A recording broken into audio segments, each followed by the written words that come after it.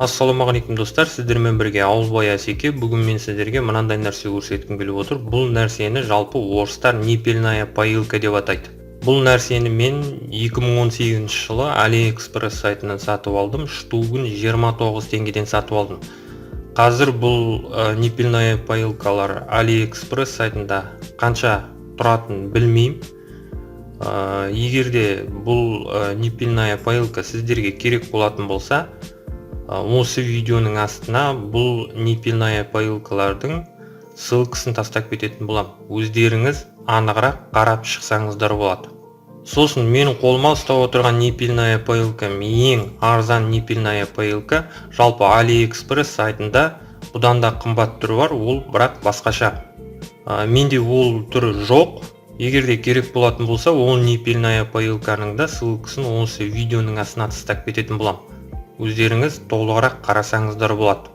Сосын ол Ниппельная поилканың суретін мына жерден шығаратын болам, где-то қарасаңыздар болады суреттен.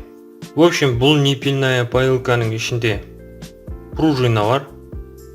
Мына жерінде резбіс бар. Резбінің біткен жерінде резинка бар мынандай.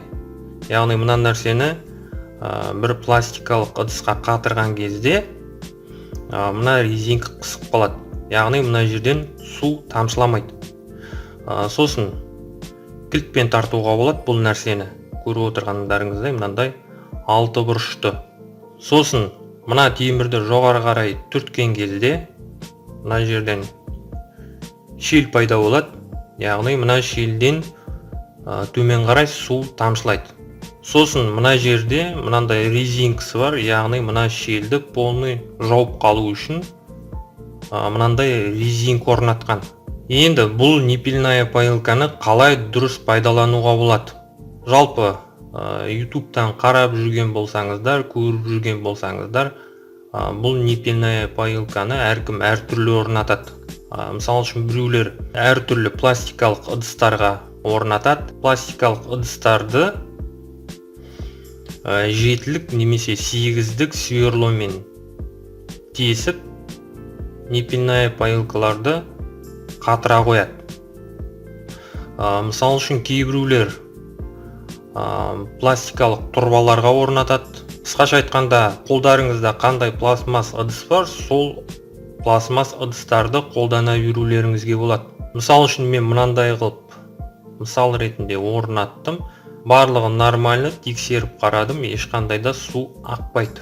Енді міндетті түрде неге бұл Ниппельная поилкаларды қолданған дұрыс? Менің ойымша, егерде мынандай Ниппельная поилкаларды қолданатын болсаңыздар, біріншіден тауықтарыңыздың алдына қойған суларыңыз таза тұрады. Екіншіден тауықтарыңызға беріп отырған суларыңызды үнемдейсіңіздер. Сол үшін Ниппельная поилканы қолданғандарыңыз дұрыс. Егерде бұл Ниппельная поилканы қыстың кезінде қолданатын болсаңыздар, мысалы үшін тауық қораларыңыз жылы болатын болса, су қатпайтын болса, мына Ниппельная поилкаларды қолдана берулеріңізге болады. Егерде тауық қораларыңыз салқын болатын болса, ішінде су қататын болса, бұл нәрсені қолданудың қажеті жоқ. Сосын бұл нәрселер біздің Қазақстанда өте қымбат бағамен сатылып жатыр. Мысалы үшін менің тұратын жерімде бұл Ниппельная поилкаларды мен 200 теңгеден көрдім. Яғни бір штугын 200 теңгеден сатып аттым менің қаламда.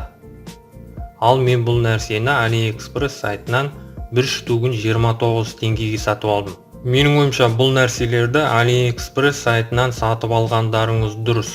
В общем, осындай өте керемет нәрсе. Егерде бұл нәрселерді қолданғыларыңыз келетін болса, видеоның басында айтқанымдай, бұл Ниппельная поилкалардың ссылкалары осы видеоның астында болады.